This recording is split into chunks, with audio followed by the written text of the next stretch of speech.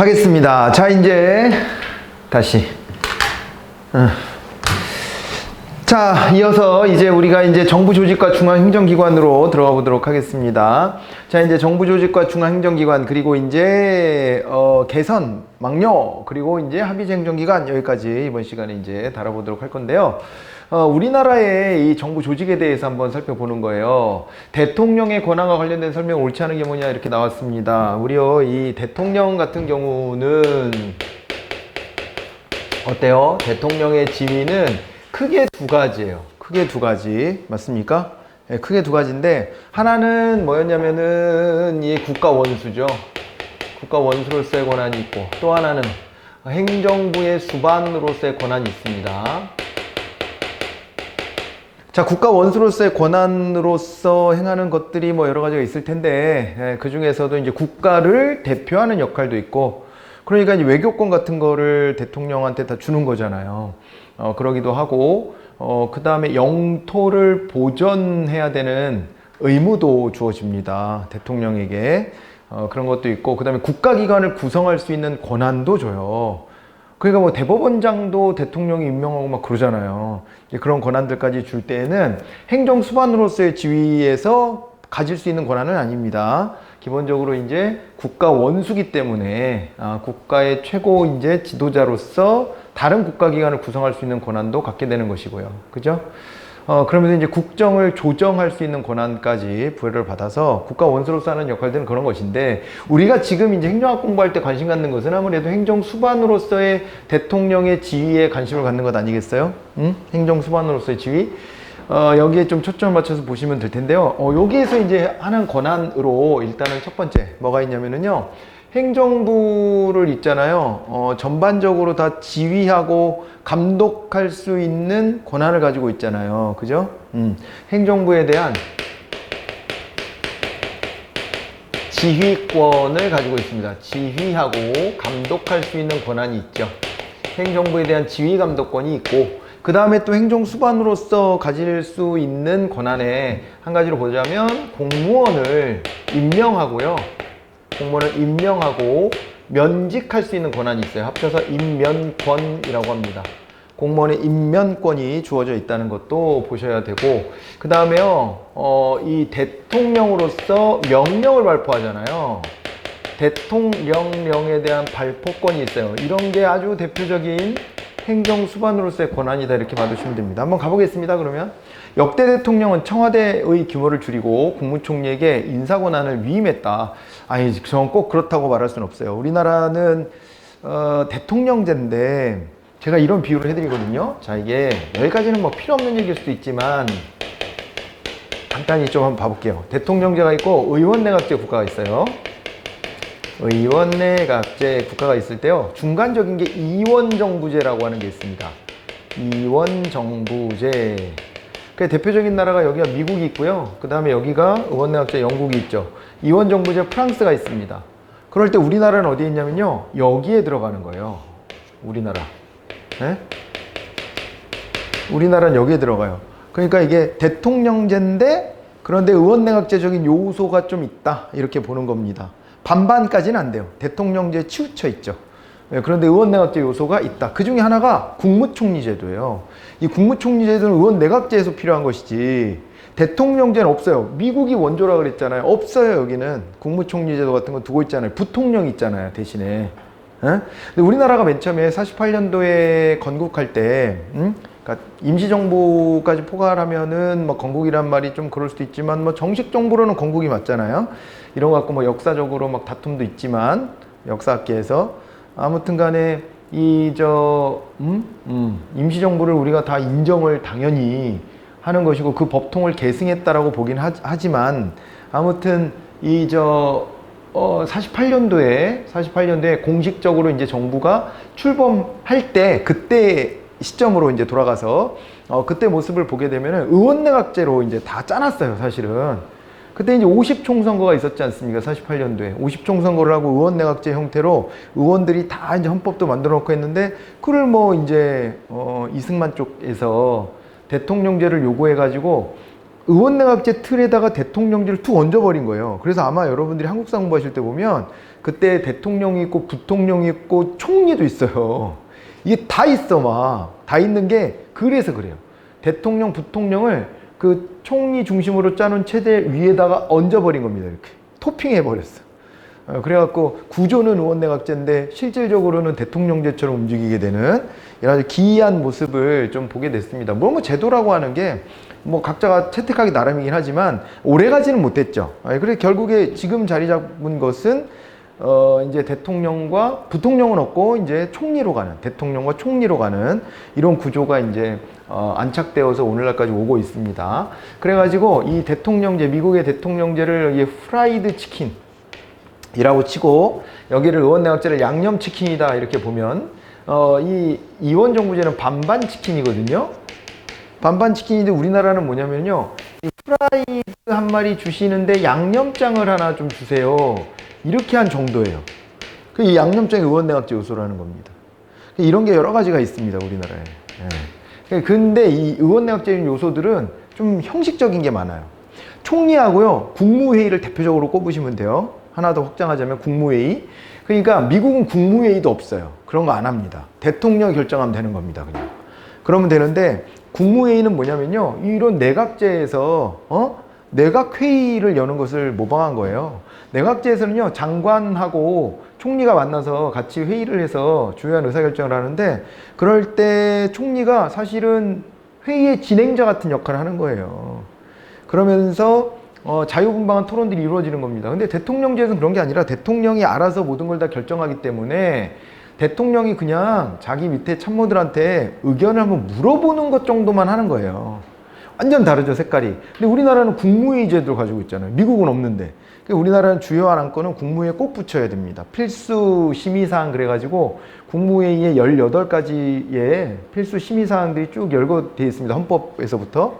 그래서 그거는 다 국무회의를 거치도록 하고 있어요. 우리 예산 과정에서 그런 얘기 많이 했었어요. 맞아요? 예산안 편성 지침도 국무회의에 올려야 되죠. 그 다음에 예산안도 국무회의에 올려야 되죠. 결산안도 국무회의에 올려야 되죠. 이런 얘기 했잖아요. 국무회의에 의무적으로 다 올리지만은 최종 결정은 그냥 대통령이 하는 것으로, 거기서 하는 표결은 되게 형식적인 것에 불과하다 이렇게 생각하시면 되겠습니다. 국무회의에 올린 안건은요 3분의 2의 찬성으로 통과를 시키는데요, 누가 반대하냐고. 대통령이 결정했는데 대통령 의중을 살펴서 따라가는 거지. 국무위원 그 장관들이 말이에요. 저는 반대입니다. 이렇게 한다고요? 그렇게 못합니다. 그래서 3분의 2의 이게 동의를 구해야 된다는 것은 되게 형식적이고, 심의에 한번 올린다는 거, 이거는 좀 의미가 있다라고 보고 있습니다. 자, 그리고 또 돌아와서 이 국무총리제도 마찬가지예요. 국무총리가 있어도 그만 없어도 그만인 경우도 꽤 많습니다. 지금의 총리는 어떻습니까? 그건 평가하지 않겠습니다. 근데 아무튼 간에 총리가 정말 존재감 쩐다 이런 총리 시절도 있고요. 진짜 야 총리가 있긴 하냐 뭐 이렇게, 총리가 누구래 이렇게 이름도 잘 기억 못하는 경우들도 되게 많았어요. 되게 많았는데 그거는 이제 뭐에 따라 달라지냐면 대통령의 의중에 따라 달라지는 거예요. 그러니까 대통령이 실세 총리를 두는 경우도 있고 그렇지 않는 경우도 있는 겁니다. 실세 총리를 뒀다는 것은 어떤 경우냐, 대통령이 힘을 나눠준 거예요. 그냥 대통령의 결단으로 그렇게 나눠준 경우고, 그렇지 않은 경우에는요 되게 요식적으로, 그러니까 대독 총리라는 비아냥도 좀 들을 때도 있거든요. 그러니까 대통령 모든 행사 참여를 못하니까 국무총리가 대신 가서 대통령의 이 의사를 대신 발표하고 오는 거예요. 그냥 경축사 읽어주고 그걸 대독한다 그래. 대신 읽어준다고. 대독 총리 그런 말을 들을 때도 있어요. 자, 이제 그런 거를 놓고 봐보세요. 그래서 국무총리에게 인사권한을 위임했다는 것은 저 실권을 엄청 준 겁니다. 저게 가장 셌을 때가 언제였을까 보면은요, 뭐 평가하기 나름일 수도 있지만 노무현 정부 때 이해찬 총리라는 분을 두고 그리고 이제 국정 운영한 적이 있는데요. 그때 거의 유일할걸요? 그때 청와대 직원 수보다 국무총리실 직원 수가 좀 많았대요. 그렇게 이제 대통령의 의지를 가지고 나눠주는 경우도 있어. 일부러.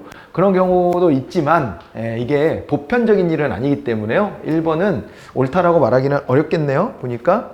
자, 그리고 그 다음에 2번, 야당이 국회 다수당을 차지하면 대통령의 레임덕 현상이 나타날 가능성이 높아진다 이렇게 돼 있는데 그건 맞는 얘기죠.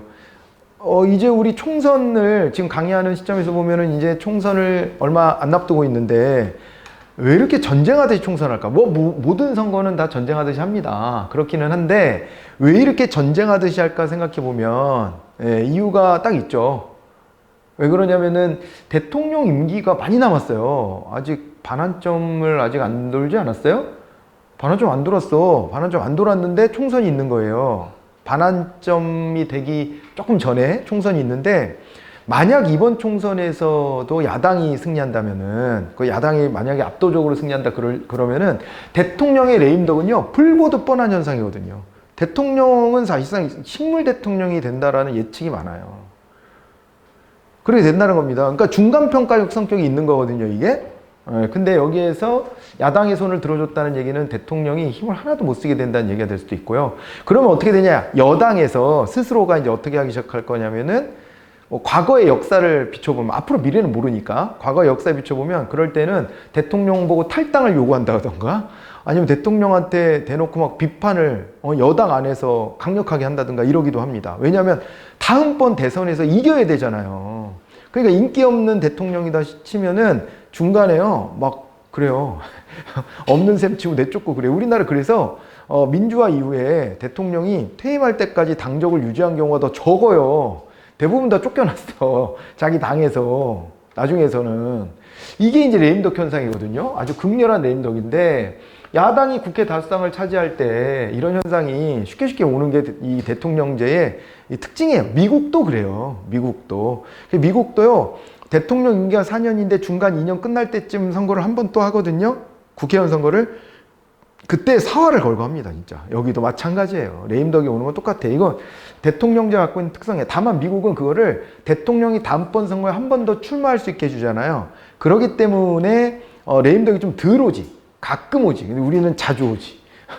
이런 차이가 있습니다. 자, 그리고 우리나라 정부 구성은 대통령제를 원칙으로 의원내각제 요소를 가미하고 있다. 충분히 설명드렸던 것 같고 대표적으로 우리가 좀 기억해 놓을 만한 게 국무총리제도하고 그 다음에 국무회의제도 정도가 있다 이렇게 말씀드렸습니다. 자, 그리고 시민단체는 비공식적 외부 통제에 해당하며 그랬네요. 이거 맞나요? 시민단체는 당연히 공권력 바깥에 있으니까 외부 통제죠. 근데 비공식적인 거 맞아요? 맞아요? 이것도 맞죠. 왜냐하면 그러니까 공권력이 있으면 공식적, 공권력이 없으면 비공식적. 행정부 내부냐 외부냐 뭐 이게 나눠지는 거잖아요. 행정부 바깥에 있으면서 공권력도 없어. 그러니까 비공식적 외부 통제가 맞죠. 그렇게 되고요. 주인 대리인 문제를 시정하여 행정윤리를 강화한다 이랬는데 주인 대리인 문제가 정부 실패 쪽에서 나타난다니까요. 이거 이론 자체는 시장 실패에서 나온 이론이지만은 정부 실패 쪽에서도 주인 대리인 문제는 있습니다. 우리가 뽑아놓은 국회의원들은 왜 이렇게 우리 마음에 항상 안 들을까? 왜 그러는 거야? 이거 뭐 거의 법칙이야, 법칙. 그죠? 네, 그리고 또 우리가 뽑아놓은 대통령도 임기 후반으로 가면 갈수록 인기가 점점 줄어듭니다. 왜 그런가 이거? 뽑을 때는 뭐 좀 갈라지더라도 뽑고 난 다음에는 임기 초반에는 인기도가 굉장히 좋거든요. 항상 그래 왔었어요. 옛날에 김영삼 대통령 당선되고 김대중 대통령 당선되고 할 때는 특히나 그때는 임기 초반에 국정 지지도가요 90몇 % 이렇게 가지고 올라가 그랬었어요. 근데 90몇 %가 찍어준 바가 없거든. 그럼에도 불구하고 그렇게까지 밀어주는 문화가 또 있습니다. 한번 국민들 밀어줘 보는데 이게 계속 깎아먹기 시작하는 거야. 처음에 이렇게 완전히 행갈에 태웠다가 그랬다가요 계속 내려오기 시작하는데 임기 말쯤 되면 행갈에 던져놓고 안 받아주는 격이야. 바닥에 떨어뜨려 버려. 이렇게 한다고 계속 이렇게 오는데 이게 바로 이제 주인 대리인 문제로 이제 설명이 될 거예요. 가면 갈수록 이제 어떻게 되냐면, 아니, 내가 이런 거 잘할 것 같아서 뽑아줬는데 아니더라. 이런 실망감을 자꾸 토로하는 거거든요. 그게 주인 대리인 문제예요. 그러니까 본인이 주관적으로 너무 높은 기대를 했거나, 자기 혼자의 착각이었을 수도 있어요. 자기가 원하는 개별적인 어떤 요구사항을 뭐 대통령이나 국회의원이 다 들어줄 수는 없는 문제인 건 맞잖아요. 그러긴 한데 또 때로는 헛된 공약을 막 남발하기도 하고 그걸로 표를 얻은 다음에 나중에 나몰라라 하는 경우도 많거든요. 이제 그런 게 주인 대리인 문제 심각한 거예요. 왜냐면은 이 공약을 이행할지 안 할지를 우리가 잘 모르겠잖아요. 미래적인 거니까. 근데 맨날 선거철만 되면 이것도 하겠다 저것도 하겠다 뭐 말들은 다 하거든요. 표 될 만한 얘기들은 다 하고 다닙니다. 그렇기 때문에 그게 심각한 주인 대리 문제를 이 공적 영역에서도 야기하는 것이다 이렇게 봐야 되고요. 이거를 완화하기 위해서 시민단체들이 활동하는데 대표적인 게 매니페스토 운동 같은 걸 막 주도하는 거예요. 이건 선관위도 요즘에는 조금 껴서 하기도 하고 막 그러기도 하던데 원래는 시민운동으로 시작된 겁니다. 매니페스토 운동은요, 공약을 지키겠다라고요, 아예 서약을 시켜버립니다. 예? 선거 직전에 서약을 시켜버리고 그 다음에 나중에 가서 이제 그거에 대해서 평가하는 거예요. 공약 이행률이 얼마나 되는가 이런 것들을 보기도 하죠. 그래서 시민단체가 이렇게 주인 대리 문제를 시정하는 역할을 거들어주죠. 거들어주고 그리고 이제 행정윤리를 강화하는 이런 노력도 합니다. 거기에 기여하는 면도 있다 이렇게 봐두시면 되겠습니다. 그래서 이건 1번이 답이 되었고요. 자, 그 다음에 정부 조직에 대한 설명으로 옳은 것은 했습니다. 감사원은 정부조직법에서 정하는 합의제 행정기관에 해당한다 그랬는데, 감사원은 일단 헌법기관이에요. 헌법기관이고 감사헌법이 따로 있고 이렇게 되어 있습니다.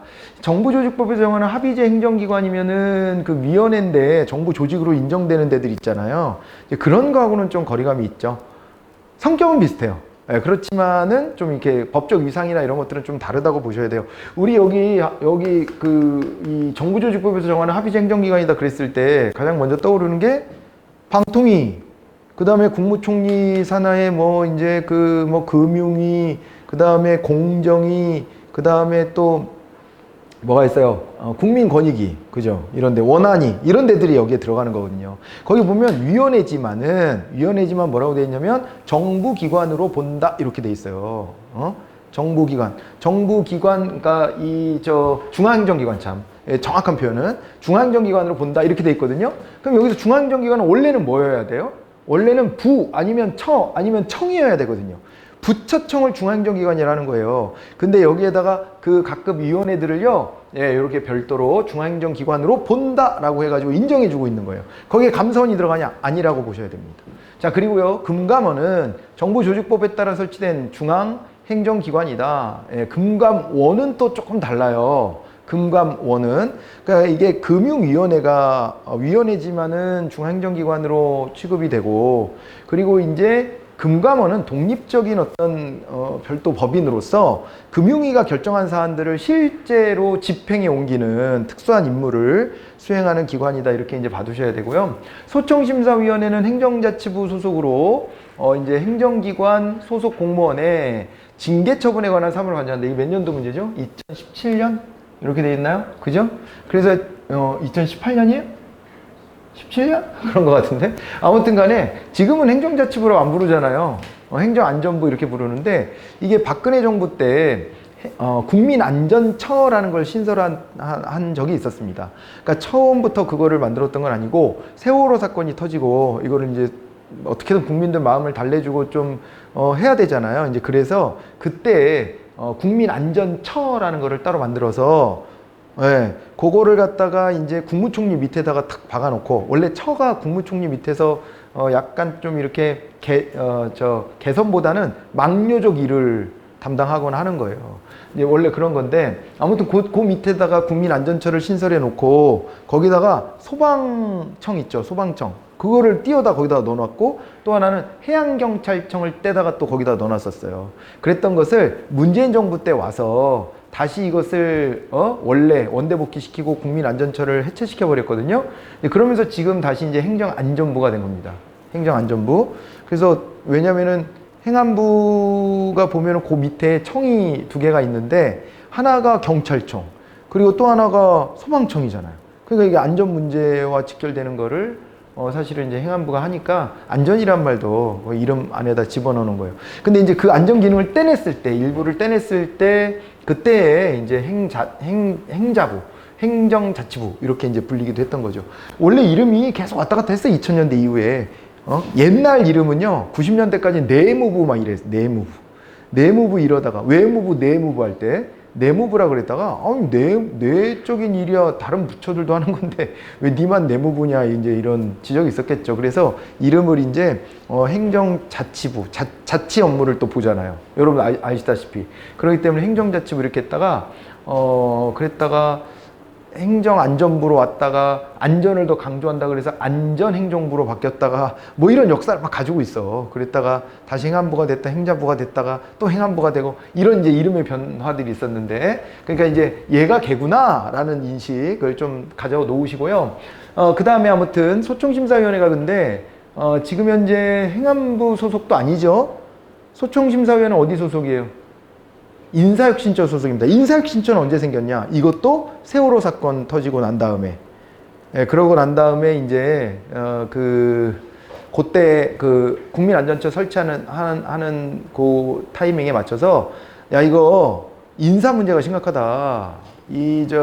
정부 관료했던 사람들이 전직 관료들이 나가가지고 유관기관 같은데 뻗쳐 나가서 자꾸 규제 같은 걸 풀어주고 이러다 보니까, 그런데 영향력을 행사하다 보니까 이렇게 안전 문제가 소홀해졌다 해가지고 인사 문제를 좀 더 철저히 다뤄야 되겠다 해가지고 행안부에서 떼다가 인사혁신처를 만든 거예요. 근데 이거는 문재인 정부로 바뀔 때 그때 그냥 뒀어요. 인사혁신처는. 그래서 지금도 인사혁신처가 있는 거고요. 원래는 옛날에 행안부 행정자치부가 했던 거죠. 그랬던 거고, 행정기관 소속 공무원의 징계 처분에 관한 사무를 관장한다 이렇게 되어 있는데, 징계 처분에 관한 사무라기보다는 인사상의 불이익이 있었을 때 그 불이익 문제를 그죠? 소청을 받아가지고 이게 이제 위법성 여부 같은 것들을 그 안에서 또 다뤄보는 것이다 이렇게 이제 보시는 게 좋겠고요.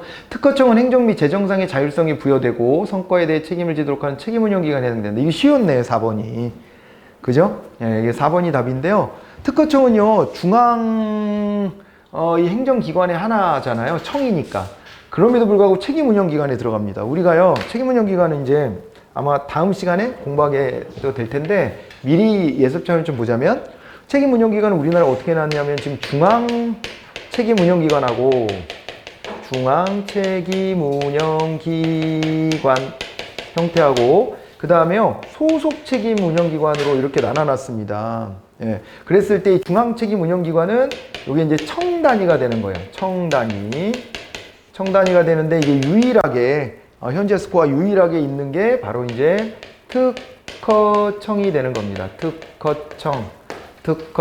됐을까요? 이게 유일하게 하나만 중앙책임운영기관으로 되어 있습니다. 나머지들은 다 소속책임운영기관인데, 소속책임운영기관 많아요. 요거는 소속책임운영기관은요, 각 장관 밑에 소속돼 있는 겁니다. 그렇게 되는 것이고, 요거는 중앙책임운영기관은 특허청으로 독자적인 책임운영기관이 되어 있어서 중앙책임운영기관의 지위를 가지고 있지요. 됐죠? 네, 그 설명이 4번에 들어가 있었습니다. 자, 그리고 이번에는요, 정부조직법상 행정기관의 소속으로 옳지 않은 게 뭐냐 이렇게 했습니다. 법제처는 국무총리 소속이다 라고 되어 있고, 국가정보원은 대통령 소속이다라고 되어 있고, 소방청은 행안부 장관 소속으로 되어 있고, 특허청은 기재부 장관 소속으로 되어 있는데, 잘못된 게 하나가 보이죠? 몇 번이에요? 4번이에요. 특허청은요, 산업부 소속이에요. 산업부 소속이에요. 산업부 소속이지 기재부 장관 소속이 아닙니다. 기재부 장관 소속에 있는 청은 4개가 있거든요. 4개가 있는데 거기에 이제 뭐가 있냐면은 조국관통, 조달청, 국세청, 관세청, 통계청. 4개가 있어요. 청이 되게 많아, 기재부 밑에는. 4개나 있어. 4개씩 있는 데가 없어요. 근데 여기 4개나 있긴 합니다. 그래서 저거는 이제, 산자부 소속으로 이렇게 보셔야 됩니다. 산업부, 산자부. 요 밑에 특허청이 있기 때문에 요건 이제 소속이 잘못되어 있습니다. 법제처. 저렇게 첩자 들어가는 거 국무총리 소속이에요. 처가 뭐가 있죠? 여기 나와 있는 법제처도 있고, 아까 방금 전에 얘기했던 인사혁신처, 인혁처도 있잖아요. 그리고 또 하나가 식약처 있죠, 식약처. 그리고 원래 보훈처가 있었다가 윤석열 정부에서 보훈부로 승격을 시켜줬습니다. 그래가지고 지금은 이제 부가 돼서 처 하나가 없어졌어요. 그래갖고 이 3개의 처가 있는데 이게 국무총리 소속으로 돼 있고, 그렇습니다. 이 국정원은 대통령 직속입니다. 대통령이 직보할 수 있는 조직이죠. 왜냐면 국가 안보와 관련된 부분이니까. 우리 주변에 세작들이 숨어 있을 수 있는 거잖아요. 고위직인데 자기가 세작임을 꽁꽁 감추고 그 세작질을 하는 사람을 배제할 수 없기 때문에, 그렇기 때문에 웬만하면은 어떻게 하는 거예요? 이거를 최고 통수권자만 그 정보를 알게끔 하고자 하는 건데, 또 그렇게 할 때도 문제점은 있긴 있었습니다. 왜냐하면은 진짜로 무슨 적의 침략이라든가 경제적 산업 스파이라든가 이런 안건들만 다뤄야 되는데, 그게 아니라 대통령의 정적을 제거하는데 또 국정원 같은데 조직이 나서가지고 국내 정치에 개입하고 이랬던 경험들을 많이 가지고 있어서 이제 이게 저렇게 직보하게 하는 게 맞냐 이런 이제 논란도 좀 있긴 했었습니다만은 그렇다고 해서 정보를 갖다가 여러 사람이 다 듣게 하는 것은 또 그것도 우리가 선택하기 어렵기 때문에 어쨌든 소속은 계속 저렇게 대통령 직속으로 두고 있답니다. 자, 됐죠? 4번이 답이었고요. 2016년 이후, 그랬는데 2016년 이후면은 2017년도에 문재인 정부가 출범했거든요. 그리고 윤석열 정부가 출범하고 난 다음에 변한 거는 크게 많지가 않아요. 그렇기 때문에 아직도 요 문제는 유효하다라고 보여집니다. 자, 지금 현재 구조를 기반으로 좀 보시면 돼요. 요게요, 정부 조직의 변화에 대한 설명 옳지 않은 것은 이제 문재인 정부 이후라고 봐야 될 텐데, 중소기업, 벤처기업 등에 관한 사무를 관장하는 중소벤처기업부를 신설하였다. 요때 신설했습니다. 2017년도 문재인 정부 출범하고 난 다음에, 그리고 조금 시간이 지난 다음에 저 법 개정이 있었죠. 정부조직법 개정이. 왜냐하면 그때는 대선을 보궐선거로 치렀기 때문에 대통령이 당선되자마자 바로 업무에 들어갔거든요. 대통령이 궐석이어가지고 보통은 대통령 당선이 되면 한 2달 정도의 준비 기간이 있죠. 예, 그때 이제 인수위원회라는 걸 만들어서 그 중간에 이제 법 이렇게 바꿔줘라, 정부조직법 바꿔줘라, 우리 정부조직 이렇게 개편할 거다, 이거를 의회로 넘기면 의회가 웬만하면 다 합의를 해줘요. 웬만하면. 그래가지고 그걸 미리미리 준비해서 대통령이 출범할 때에는 이미 뭐 새로운 장관들 인사청문회도 다 마치고 그래서 새로운 그 진용으로 업무를 시작하기 마련인데, 문재인 정부 출범할 때 그렇게 못했죠. 그래서 문재인 정부 초창기 때는 어땠냐면 박근혜 정부 때 임명됐던 장관하고 총리하고 다 새로운 대통령과 같이 일을 했어. 얼마 기간 동안은. 예, 그렇게 했고, 그리고 정부조직법도 좀 그 이후에 바뀌는 바람에, 그러는 바람에 한동안은 기존 체제가 유지가 됐었는데요. 이제 어쨌건 뭐 얼마 지나지 않아서 이 법을 새로 만들어서 개정을 해가지고 중소벤처기업부가 이제 새로 출범을 했습니다. 이것도 원래 산자부 소속의 청이었는데 이거를 떼다가 중소벤처기업부로 만들어 놓고 지금도 유지가 되고 있습니다. 행안부의 외청으로 소방청을 신설했다. 이게 신설이라는 게 무슨 얘기냐? 아까 말씀드렸던 그 대목이에요. 그러니까 박근혜 정부 때 이거를 국민안전처로 이관했다가 국민안전처를 없애버리고 그리고 다시 행안부로 이름 바꾸면서 여기에 이제 소방청이 또 이렇게 들어오게끔 했다는 얘기입니다. 자, 그 얘기고, 국가보훈처가 차관급에 장관급으로 격상됐다. 그때 얘기입니다, 이것은. 이제는 좀 변형이 돼야 되긴 하겠는데, 아무튼 그때 기준으로 놓고 보면, 요때 기출로 놓고 보면, 그때 국가보훈처가 그대로 있는 거예요. 박근혜 정부 때도 있고 계속 있는 건데, 박근혜 정부 때 국가보훈처가 처장이 차관급이었습니다. 원래 처장은 차관급이 기준이에요. 인사혁신처장도 차관급, 그 다음에 식약처장도 차관급, 다 차관급입니다. 그런데 이게 국가보훈처만 장관급으로 격상시켜줬었고, 이게 윤석열 정부 들어와서 정부조직 바꾼 게 딱 2개가 있는데요. 하나는 뭐냐면은 저 국가보훈처를 국가보훈부로 승격시켜준 거. 중앙행정기관을요, 부처청이라 부르잖아요. 부가 제일 높고요. 그 다음이 처예요. 그러니까 처가 부가 됐다는 것은 올라갔다는 거예요. 예, 격상됐고, 그리고 또 하나가요, 저게 신설이 됐죠. 저 재외동포청. 재외동포청이 청으로 만들어졌어요. 외교부 산하에. 재외동포청. 예. 저 인천에다가 설치합니다. 그거는. 인천에 가면은 여러분들이 그 왜 디스코 팡팡 타는 데 있잖아. 거기 옆에 가보면은 이민사 박물관이라고도 있어요. 한번 시간 되시면 나중에 거기 가서 디스코 팡팡만 따지 마시고, 그 옆에 가면은 그 박물관도 있으니까 한번 둘러보시면 좋을 것 같은데, 그 인천항이 서울의 외항이었기 때문에 그 이민 역사하고도 뗄 수가 없고, 뭐 그러다 보니까 상징성을 가지고 이제 인천에다가 이걸 설치했고요. 아직은 변하지 않았지만은 이제 변할 예정인 것이 우주항공청 설치 법안이 통과가 됐습니다. 그래가지고 이제 설치가 될 예정인데, 이거는 지금 이제 어디로 가느냐 고민 중인 것 같은데, 경상남도 사천시로 간다는 얘기가 제일 유력한 것 같아요. 경상남도 쪽으로 이건 청을 설치하게 될 것 같습니다. 어쨌건 이런 변화 정도가 윤석열 정부에서 있는 것이고, 예, 그 이외에는 없기 때문에요. 저 국가보훈처가 국가보훈부 된 것까지 기억해 두시면 좋겠고, 한국수자원공사에 대한 관할권을 환경부에서 국토교통부로 이관했다라고 했는데, 저거는 반대로 돼 있는 겁니다. 국토교통부가 나눠 갖고 있던 권한도 환경부로 이제 몰아줬어요. 이게 기출문제로 이런 식으로도 나왔었다는 얘기입니다. 문재인 정부 때 이걸 환경부로 몰아줬어요. 원래는 물자원 관리에 대해서 개발의 관점으로 보면 국토교통부, 그리고 보존의 관점에서 보면 환경부잖아요.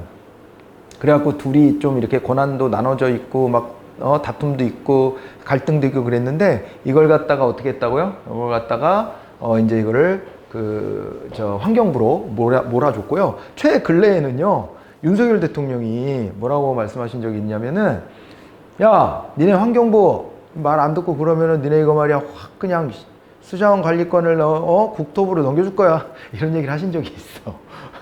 그런 말씀 하신 적이 있어가지고 그것 좀 흥미로웠던 지점이고요. 근데 그렇다고 옮기진 않았어. 그리고 이 말 하다 보니까 윤석열 정부에서 이런 세부적인 것도 바뀐 게 하나가 있습니다. 뭐 부처청이 바뀐 건 아니지만 세부적인 거 바뀐 게 또 하나 뭐가 있냐면요, 윤석열 정부에서요, 보육 있죠, 보육. 아이들 보육, 어린이집 있잖아요. 이거의 관리 감독권을 교육부로 이관시켰습니다. 교육부로. 이것도 뭐 해묵은 갈등이에요. 원래 이것도 되게 해묵은 갈등이었거든? 물 관리 누가 해야 되냐? 그래서 이거 역대 정부에서 해결을 못했던 것을 문재인 정부가 그냥, 야, 지금은 환경이 더 중요하지, 그러고 넘겨준 거야.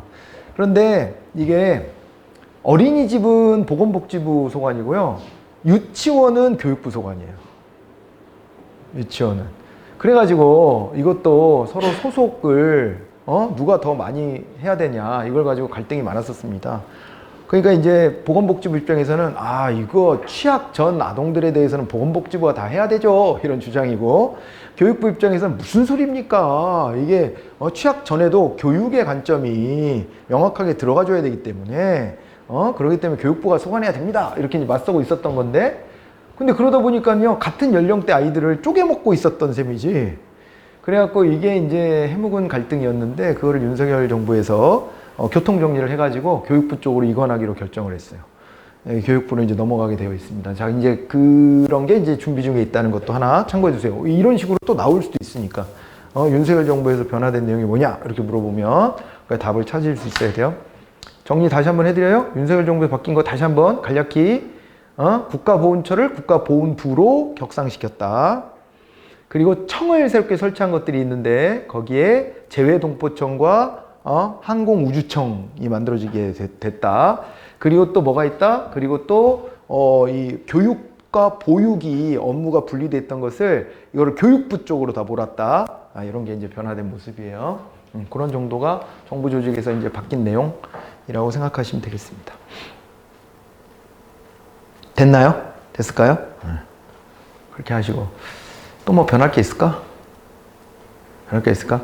지방자치 차원에서는 좀 바뀐 것들이 좀 있는데, 그건 그때 가서 얘기합시다. 우리 요즘에는요, 무슨 도가 특별자 안 붙이면 그냥 이상한 도 같아.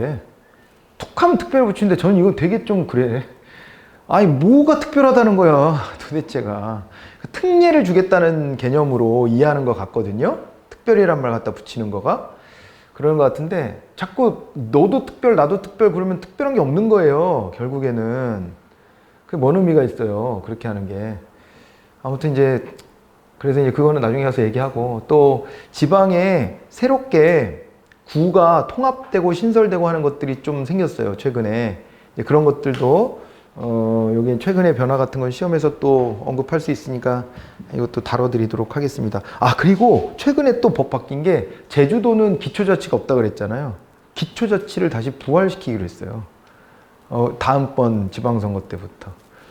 그래갖고 그거를 제주시를 2개로 나누고, 그리고 이제 서귀포시는 그대로 하나, 이렇게 해가지고 기초자치단체를 부활하기로 확정해서 세부적인 안을 이제 조율해 들어갔습니다. 그런 변화들이 있어요. 인천에서도 구가 신설되고 막 그랬거든요.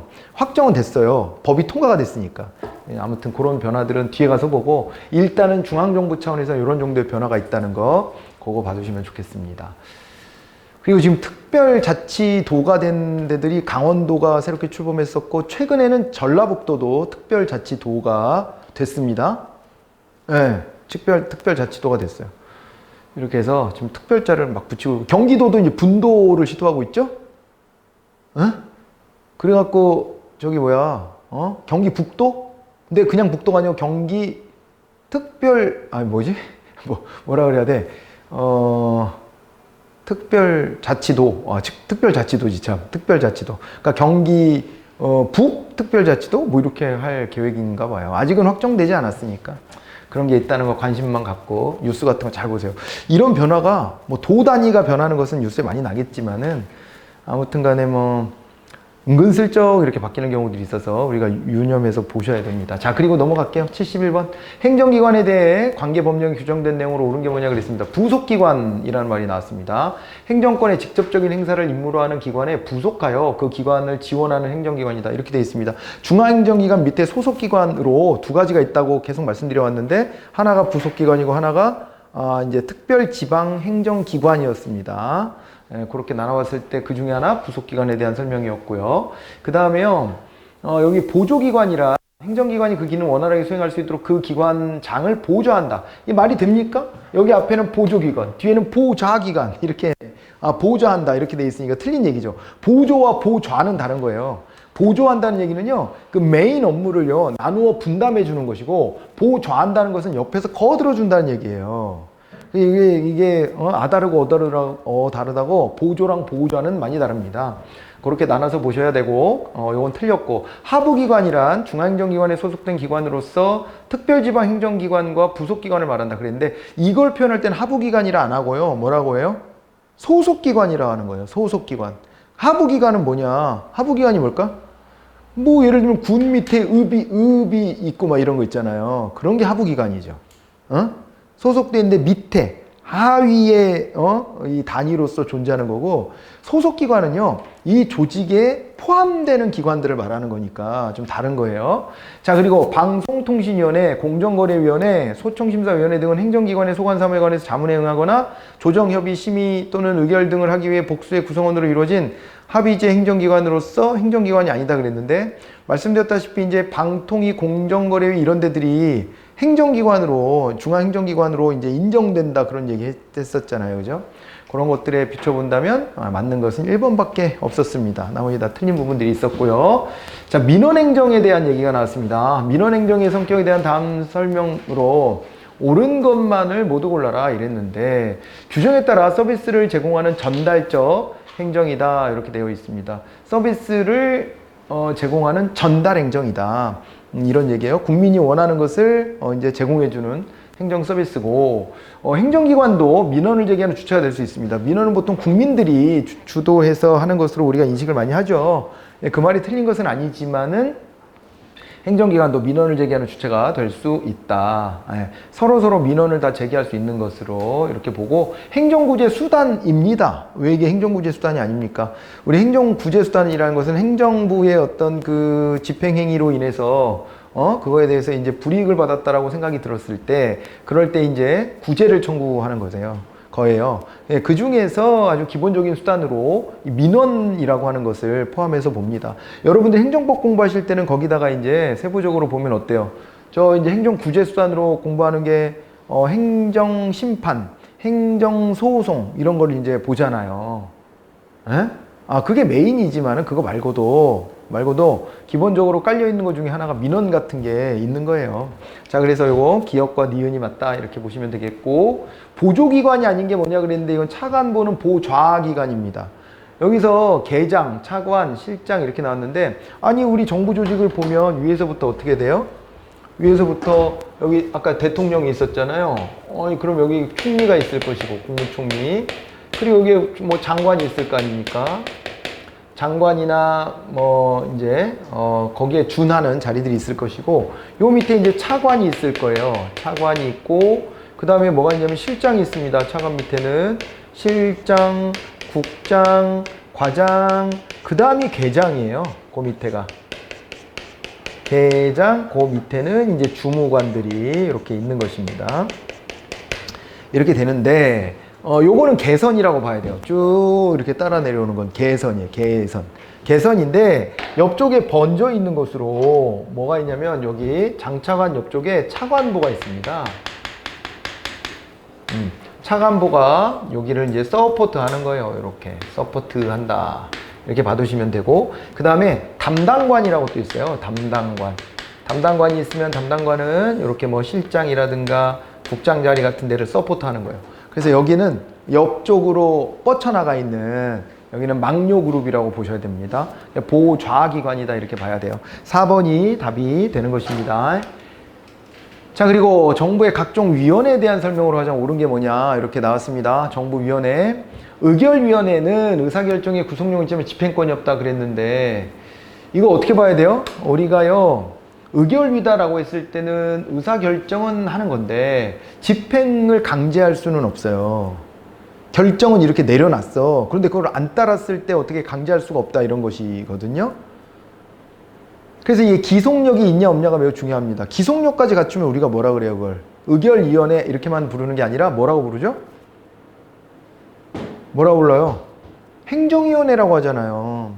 의사결정 권한도 가지고 있고 의사결정된 거를 꼭 반드시 따르도록 강제할 수 있는 힘을 가졌다. 집행할 수 있는 권한까지도 가졌다.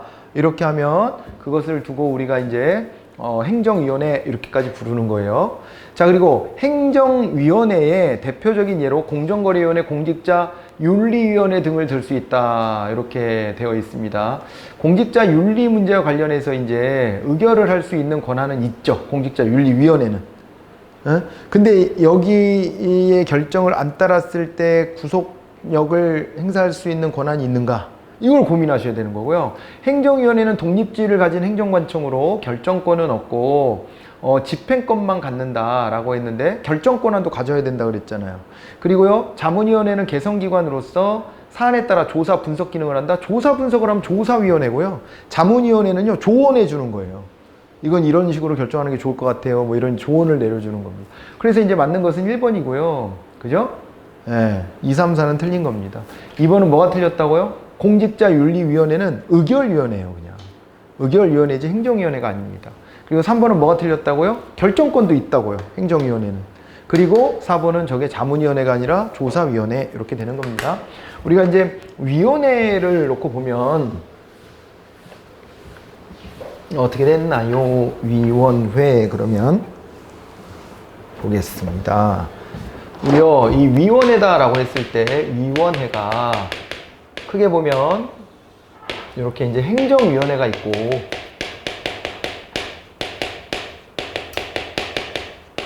그리고 뭐가 있어요? 막요적위원회가 있는 거죠. 막요적위원회. 그랬을 때 이 행정위원회가 뭘 가지고 있다고요? 여기는 의결도 하고 이거에 대한 이제 기속력을 갖는 거예요. 기속력. 기속력을 가졌다는 얘기는요, 강제 집행력을 가졌다는 얘기입니다.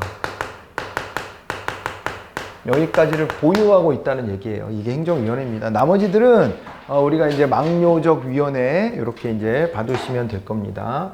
막료적 위원회 종류들이 이제 쭉 다 나오는 거예요. 여기에 이제 뭐 아까 뭐 의결위를 좀 다르게 보기도 해요. 의결위의 지위가 살짝 좀, 그죠? 의결에 대한 저 권한이 있기 때문에 요거를 해석할 때 조금 엇갈리는 경향이 있긴 해요.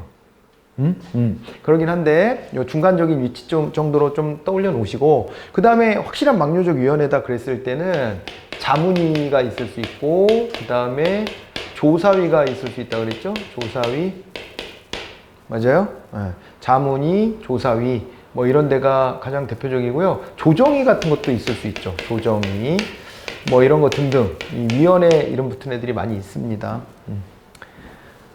그렇게 봐두시고 지나가 보죠. 자, 이제 75번 정부위원회에 대한 설명으로 옳은 것만을 모두 골라라 그랬습니다.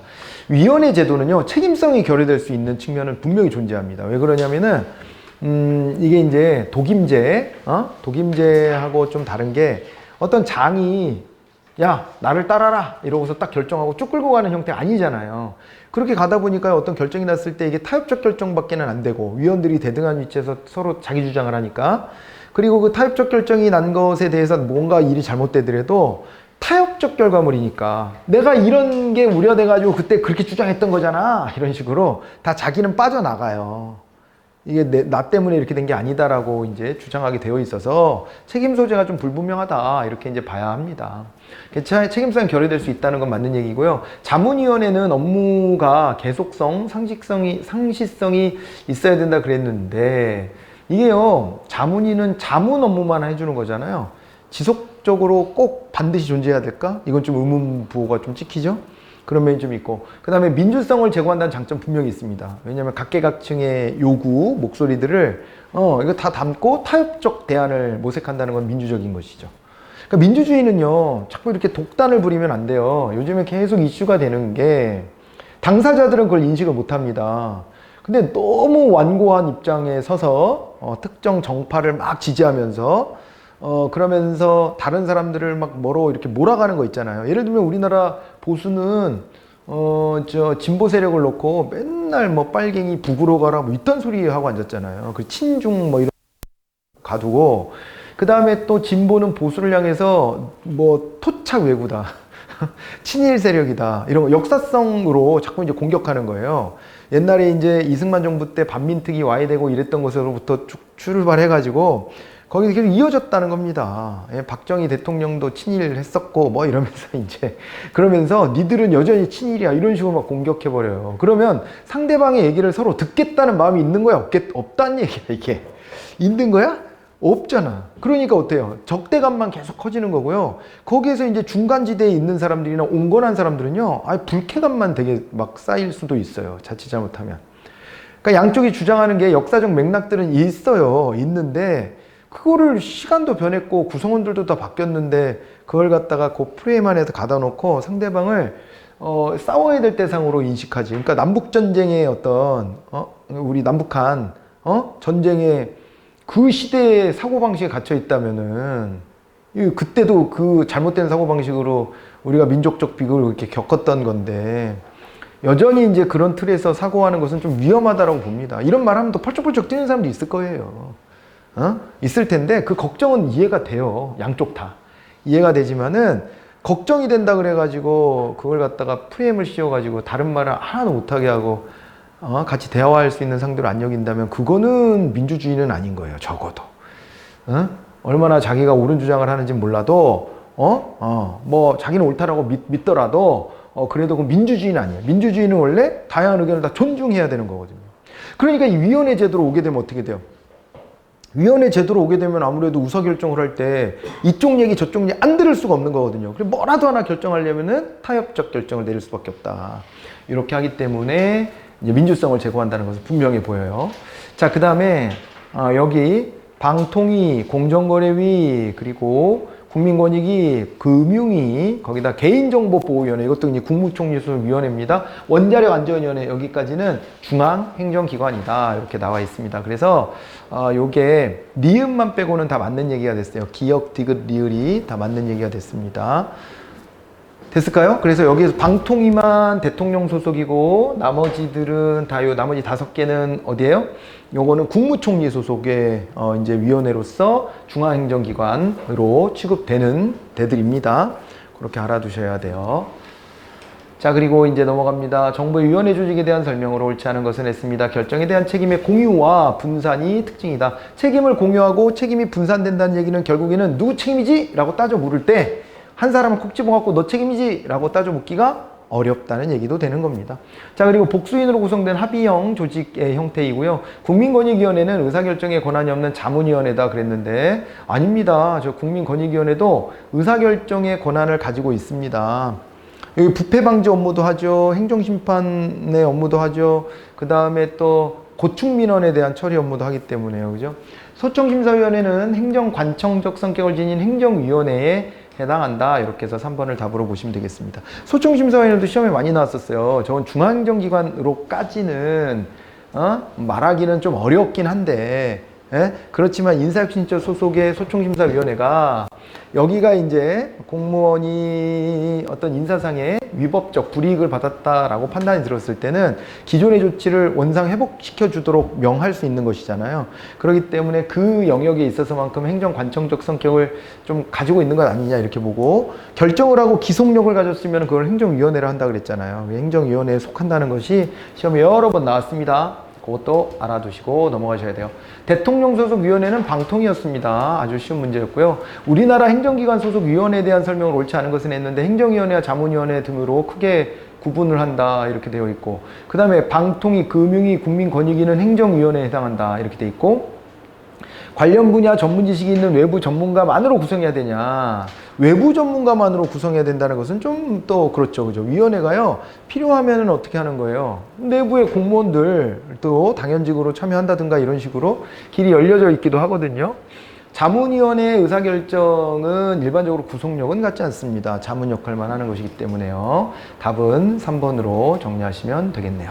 자, 이렇게 해서 위원회까지 우리가 정리를 마쳤습니다. 수고하셨고요. 잠깐 쉬었다가 이제 이어가 보도록 하겠습니다. 고생하셨어요.